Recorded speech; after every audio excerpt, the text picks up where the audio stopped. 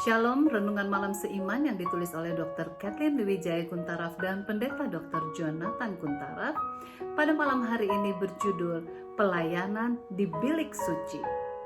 Ayat intinya berbunyi, sebab itu marilah kita dengan penuh keberanian menghampiri tahta kasih karunia, supaya kita menerima rahmat dan menemukan kasih karunia untuk mendapat pertolongan kita pada waktunya.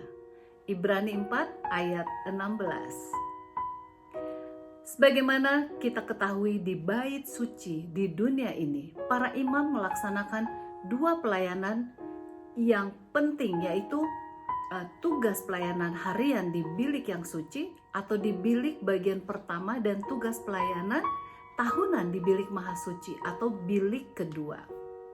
Nah, pelayanan ini semuanya menggambarkan pekerjaan keimamatan Kristus. Pekerjaan keimamatan di bilik suci dalam bait suci itu ditandai dengan tugas perantaraan, pengampunan, perdamaian, dan pemulihan. Pelayanan yang terus berlangsung menguatkan perjalanan kita dengan iman, menghampiri Tuhan Allah. Itu melambangkan suatu kebenaran sehingga orang berdosa yang telah bertobat dapat segera dan senantiasa datang mendekati Allah melalui pelayanan keimamatan Kristus selaku perantara dan pengantara, sebagaimana yang tertulis dalam buku Efesus 2 ayat 18 dan Ibrani 4 ayat 14 sampai dengan 16. Nah, apabila orang berdosa itu merasa menyesal dan bertobat serta datang ke bait suci dengan membawa persembahan korbannya, maka imam akan menumpangkan tangannya ke atas hewan tersebut seraya mengakui dosa-dosanya. Tindakan ini melambangkan pemindahan dosanya dan hukuman ke atas korban tersebut. Hasilnya, ia memperoleh pengampunan atas dosa-dosanya. Menurut The Jewish Encyclopedia, halaman 286, penumpangan tangan atas kepala korban adalah upacara biasa yang olehnya penggantian dan pemindahan dosa berlangsung.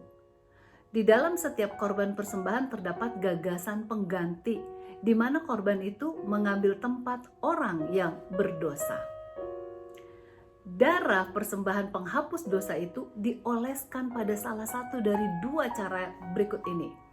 Yang pertama adalah bilik yang suci, maka darah itu dipercikkan di depan tirai bagian dalam dan diletakkan di atas tanduk-tanduk mezbah pendupaan sebagaimana yang tertulis dalam Imamat 4 ayat 6 dan 7, kemudian ayat 17 dan ayat 18. Yang kedua adalah jika darah itu tidak dibawa ke dalam bait suci, maka darah itu akan diletakkan di atas tanduk-tanduk mezbah korban bakaran di pelataran sebagaimana yang tertulis dalam Imamat 4 ayat 25 dan 30.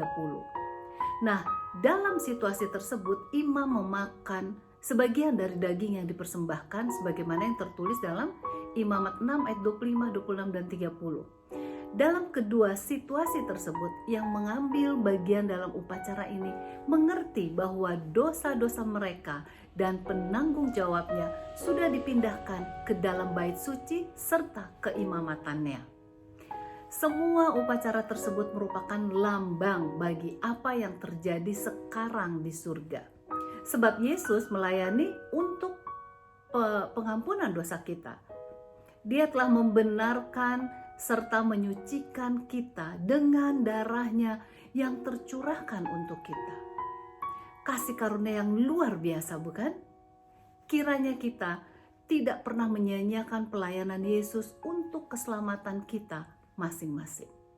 Tuhan Yesus memberkati.